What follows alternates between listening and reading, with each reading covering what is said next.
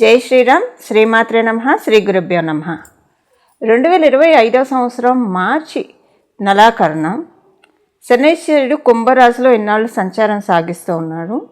కుంభరాశిలో సంచారం సాగిస్తున్న శనైశ్వరుడు మీనరాశిలోకి మార్చి నెలాఖరులో వెళ్తాడు. అంటే 30వ తారీఖు ఆయన వెళ్తారు. 30వ తారీఖు శనైశ్వరుడు సంచారం. ఇంకా 30వ తారీఖు నుంచి 2025 సంవత్సరం మార్చి నెలాఖరు నుంచి 2.5 సంవత్సరాల పాటు ఆయన సంచారం మీనరాశిలో సాగుతుంది. మీనరాశిలో ఆల్రెడీ రాహుదేవుడు అక్కడ సంచారం చేస్తూ ఉన్నారు. వీళ్ళిద్దరూ కలిసి కొన్నాళ్ళు అదే రాశిలో ఉంటారు. ఎప్పటి వరకు అంటే మార్చి నెలాఖరు నుంచి మే 18వ తారీఖు వరకు కూడా శని రాహువుల సంచారము మీనరాశిలో కొనసాగుతుంది. శని రాహువుల సంచారం మీనరాశిలో ద్వాదశ రాశుల వాళ్ళకి ఎలాంటి ఫలితాలు ఇవ్వబోతూ ఉంది, అసలు వీళ్ళిద్దరి విశిష్టాంశం మనం ఒకసారి తెలుసుకుందాం. శనివత్ రాహు కుజవత్ కేతు అని చెప్తుంది పరాశర సంహిత. శనైశ్వరుడు మరియు రాహు భగవానుడు వీళ్ళిద్దరూ కలిసి కుంభరాశిని, వాళ్ళిద్దరికీ స్వరాశులు, వీళ్ళిద్దరికీ కూడా కుంభరాశి స్వరాశి. ఎందుకంటే రాహుకేతువులు ఇద్దరు కూడా ఛాయాగ్రహాలు కాబట్టి, నోట్స్ కాబట్టి, నార్త్ అండ్ సౌత్ నోట్స్ కాబట్టి వాళ్ళిద్దరికి సపరేట్ రాశులు అంటూ ఉండవు. శనీశ్వరుడు ఒక రాశైన కుంభరాశిని రాహు భగవానుడు షేర్ చేసుకుంటాడు. అలాగే మంగళుని రాశైన వృశ్చిక రాశిని కేతు భగవానుడు షేర్ చేసుకుంటాడు. శనైశ్వరుడు మరియు రాహు భగవానుడు వీళ్ళిద్దరూ కలిసి కుంభరాశి అధిపతులు అవుతూ సహజ కాలపురుషుడు కుండలిలో వ్యయభావంలో వీళ్ళిద్దరూ సంచారం సాగిస్తూ ఉన్నారు. అంటే లాభస్థానము, ఏకాదశ స్థానం అంటే లాభస్థానమే అసలు ఎవరికైతే లాభస్థానం చాలా బలోపేతంగా ఉంటుందో వాళ్ళకి లైఫ్లో కావాల్సినవన్నీ కూడా వాళ్ళు సాధించుకునే తీరుతారు. ఇప్పుడు మనం చాలామంది లైఫ్లో చూస్తూ ఉంటాం, వాళ్ళు అనుకున్న గోల్స్ అన్నీ కూడా రీచ్ అవుతారు. కొంతమంది కొంచెం కష్టంతో రీచ్ అవుతారు, కొంతమంది ఇంకా కొంచెం ప్రయత్నంతో రీచ్ అవుతారు, కొంతమంది అయితే చాలా ఈజీగా రీచ్ అవుతారు.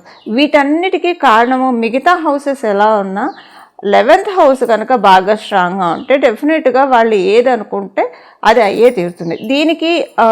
దీనికి చాలా ఎగ్జాంపుల్స్ ఉన్నాయి. ఎగ్జాంపుల్స్ మళ్ళీ మనం రాశుల వారీగా మాట్లాడుకుందాము. అలాంటి వీళ్ళిద్దరూ కలిసి ఇప్పుడు సహజ కాలపురుషుడు కుండలిలో 10వ స్థానంలో సంచారం చేస్తూ ఉన్నారు. 10వ స్థానంలో వీళ్ళిద్దరి సంచారము ద్వాదశ రాశుల వాళ్ళకి, ద్వాదశ లగ్నాల వాళ్ళకి ఎలాంటి ఫలితాలను ఇవ్వబోతుందో ఇప్పుడు మనం తెలుసుకుందాము. ఈ 10వ స్థానము సాధారణమైన స్థానం కూడా కాదు. గురు భగవానుడి యొక్క స్వక్షేత్రము మీనరాశి. 10వ స్థానం అంటే సహజ కాలపురుషుడు కుండలిలోని 10వ స్థానం అంటే మీనరాశి, అంటే గురు భగవానుడికి స్వక్షేత్రము. ఇక్కడ రాహుదేవుని సంచారము మరియు శనైశ్వరుడి సంచారము, వీళ్ళిద్దరి సంచారము ఎలాంటి ఫలితాన్ని అన్ని రాశులకి మరియు ద్వాదశ లగ్నాల వాళ్ళకి ఇవ్వబోతుందో ఇప్పుడు మనం విడివిడిగా రాశుల వారీగా తెలుసుకుందాం. శనైశ్వరుడు మరియు రాహు భగవానుడు వ్యయభావంలో సంచారము, ఇది ఒక మంచి సిగ్నిఫికెన్స్ ఏంటంటే, సహజ కాలపురుషుడు కుండలిలో 10వ స్థానం అంటేనే మనందరినీ మోక్ష స్థానం అని చెప్తుంది. అంటే మనందరం కూడా జీవన్ముక్తులు అవ్వడానికి ప్రయత్నించాలి. అసలు మనకి శరీరం లభించిందే అందుకని మన జీవన్ముక్తులు అవ్వడానికి ప్రయత్నించడానికే మనకి శరీరం అనే ఉపకరణాన్ని భగవంతుడు ఇచ్చాడు. ఇలా జీవన్ముక్తుని చేసే రాశి సహజ కాలపురుషుడు కుండలిలో మీనరాశి. అంటే అందుకే మోక్ష రాశి అని కూడా అంటాం దీన్ని, మోక్షాన్ని ప్రసాదించే రాశి. అయితే మోక్షం దేని నుంచి? మన జీవితం నుంచి ముందు అసలు మనం ఇక్కడ ఉంటూ మనకున్న కష్టాల నుంచి కూడా మనకి మోక్షాన్ని ప్రసాదించే రాశి అని చెప్పచ్చు మీనరాశి. ఈ సంచారాన్ని అస్సలు తేలిగ్గా తీసుకోకండి. ఇప్పుడు చాలా రైట్ టైము. మనకి కాస్మస్లో అంతా కూడా పాజిటివ్ వైబ్స్. మనకి ఉన్న కష్టాల నుంచి, మనకున్న దోషాల నుంచి, మనకున్న గండాల నుంచి మనం భగవంతుడిని గట్టిగా ప్రార్థిస్తే కనుక వాటన్నిటి నుంచి మనల్ని విముక్తిని చేస్తారు. మనకున్న అన్ని బంధనాల నుంచి కూడా విముక్తి చేసే టైము ఇప్పుడు శనైశ్వరుడు మరియు రాహు భగవానుడు వీళ్ళిద్దరూ కలిసి ప్రసాదిస్తున్నారు. ఈ టైంలో చాలా కేర్ఫుల్గా ఉండాలి. ఒక 3 సూత్రాలు కనుక మనం ఈ టైంలో అసలు ఎప్పుడూ పాటించాలి. ఈ టైము ఆ టైం అని కాదు, ఎప్పుడు పాటించాలి. ప్రత్యేకించి ఈ టైంలో అస్సలు అంటే చాలా జాగ్రత్తగా ఉండాలి. 3 సూత్రాలు మనం గట్టిగా పాటించాలి. No complaints, no arguments, no judgement. ఎవరి గురించి కూడా కంప్లైనింగ్ యాటిట్యూడ్ అనేది, అదే అసలు ఆ కంప్లైనింగ్ యాటిట్యూడ్ మనకి చాలా చాలా కర్మల్ని మూట కట్టేసుకుంటూ ఉంటాము. డే టు డే లైఫ్లో మనం మీట్ అవుతూ ఉంటే ఒకళ్ళ ఆప్షన్స్లో ఇంకొకళ్ళ గురించి చెప్తూ ఉంటారు. కొంతమందికి అది నచ్చదు, చికాగ్గా ఉంటుంది, ఏంటి ఇలా చెప్తున్నారు అని అనుకుంటారు. సో ఈ కంప్లైనింగ్ యాటిట్యూడ్ అనేది తెలియకుండానే చాలా దుష్కర్మల్ని మూట కడుతూ ఉంటుంది. ఇది ఒకటి. అంటే ఏం లేదు, ఒకళ్ళ గురించి మనము చెడుగా చెప్తూ ఉన్నామంటే, వ్యక్తిగత విమర్శలు చేస్తూ ఉన్నామంటే వాళ్ళకి మంచిదే, వాళ్ళకి పోయేదేం లేదు. వాళ్ళ పాపరాశి ఎవరైతే చెప్తూ ఉంటారో వాళ్ళకి వచ్చేస్తుంది, వీళ్ళ పుణ్యబలం వాళ్ళకి వెళ్ళిపోతుంది.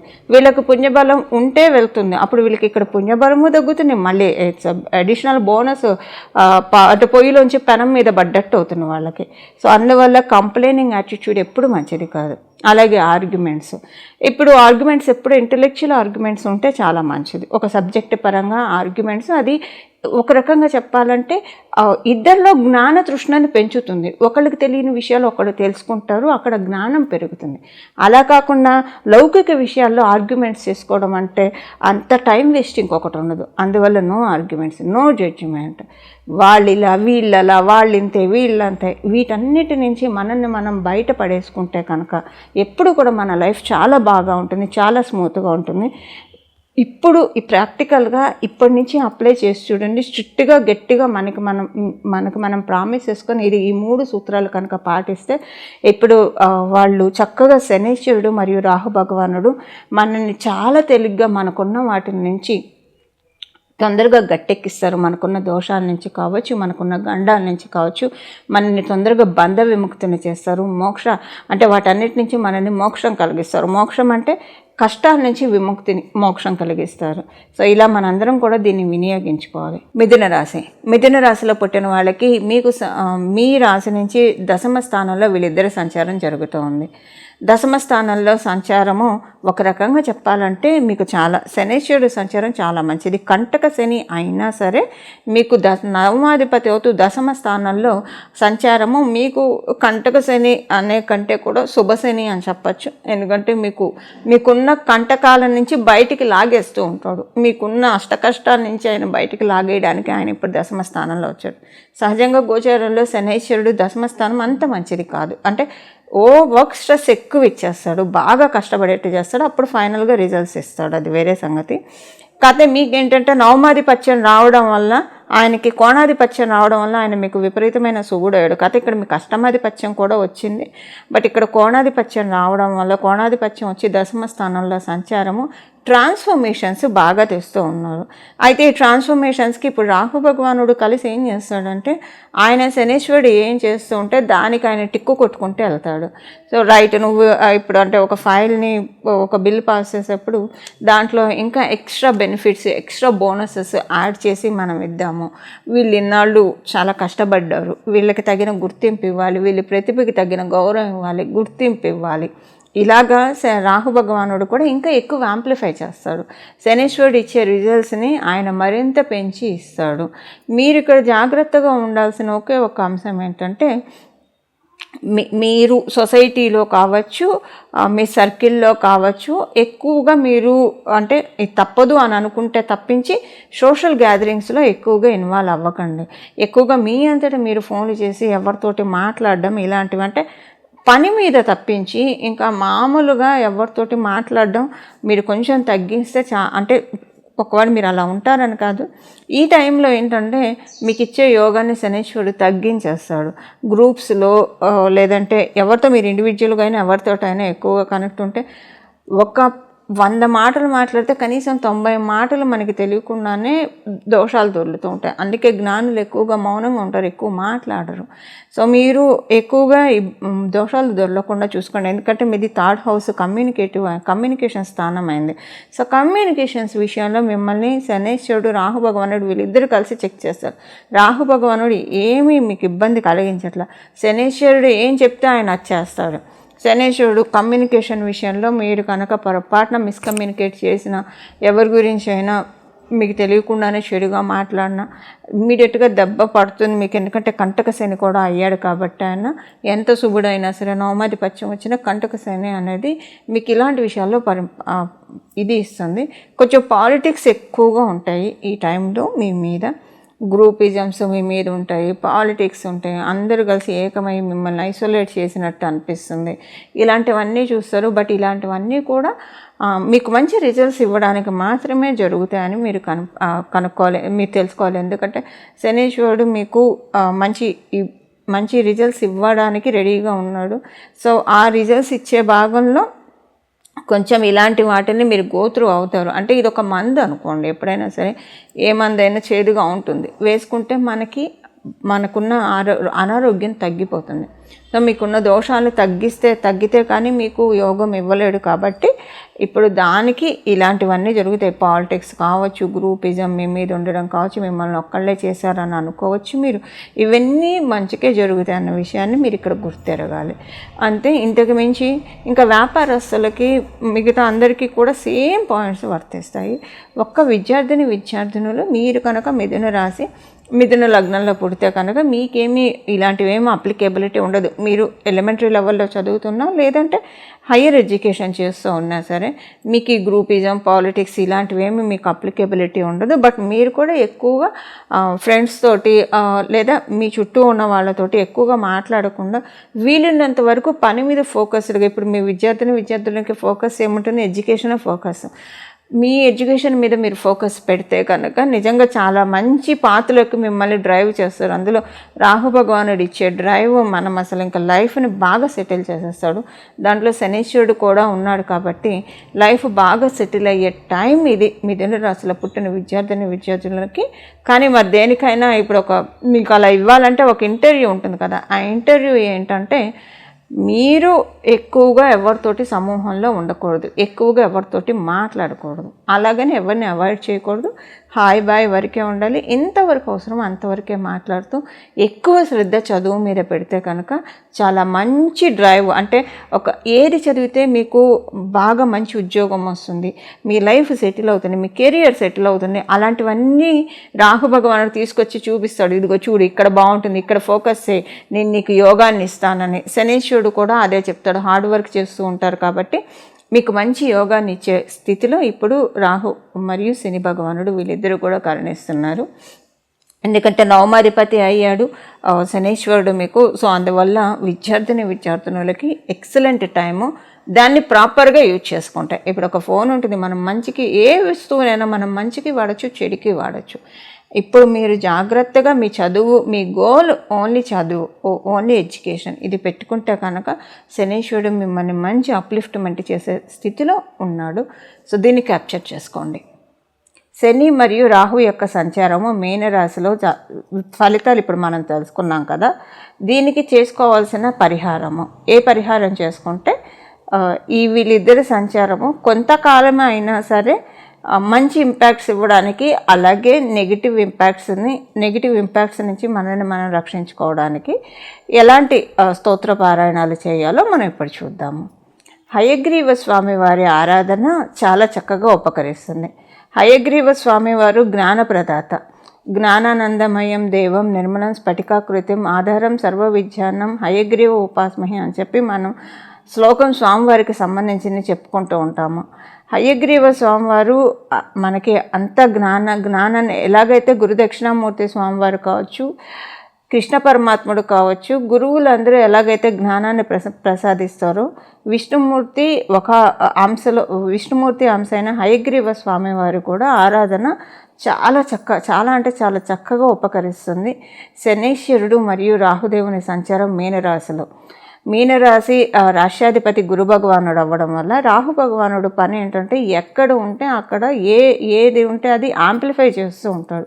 అంటే ఒక భూతద్దం అని అనుకోండి. రాహుదేవుణ్ణి మనం స్పెసిఫై చేయాలంటే, వస్తువులలో మనం స్పెసిఫై చేయాలంటే, అందరికీ అర్థమయ్యేది చెప్పాలంటే ఒక భూతద్దంలో మనము ఇలా ఒక పేపర్లో కానీ ఎందులో అయినా పెట్టి చూస్తే ఎంత చిన్న అక్షరాలైనా సరే చాలా పెద్దవిగా కనిపిస్తాయి. అది రాహు భగవానుడి తత్వం. ఆయన ఎక్కడ మంచి ఉంటే మంచిని చాలా పెద్దగా భూతద్దం పెట్టి చాలా పెద్దగా చేసి చూపిస్తాడు. అలాగే చెడు ఉన్నా కూడా అదే పెద్దగా చేసి చూపిస్తాడు. అందుకే రాహు మరియు కేతువుల గోచారంలో కావచ్చు, జన్మజాతకంలో కావచ్చు, వాళ్ళిద్దరూ సరిగ్గా ఉంటే అసలు వాళ్ళు మంచిని బాగా ప్రత్యేకించి రాహుదేవుడు మంచిని బాగా పెంచి చూపిస్తాడు కాబట్టి వాళ్ళ లైఫ్ చాలా బాగా ఉంటుంది. అంటే చాలామందికి వెల్ నోటెడ్ పీపుల్గా ఉంటారు. అలా ఒకవేళ చెడు ఉన్నా సరే వాళ్ళు విపరీతమైన హ్యామరింగ్స్, అసలు విపరీతమైన కష్టాలు, ఒకటి దాటితే ఒకటి. గంటి జీవితం అంటే గండాన్ని దాటడానికే పుట్టామా, ఇదైపోతే అది, అదైపోతే అది, ఒక్కొక్కసారి అయితే అన్నీ చుట్టూ ముగిపోతూ ఉంటాయి. అంటే ఎలాంటి ఎక్స్ట్రీమ్ రిజల్ట్స్, అది గుడ్ ఆర్ బ్యాడ్ ఏదైనా సరే ఇవ్వడానికి సర్వసమర్థుడు రాహుదేవుడు. ఆయన శనేశ్వరుడితో కలిసి మీనరాశిలో సంచారము.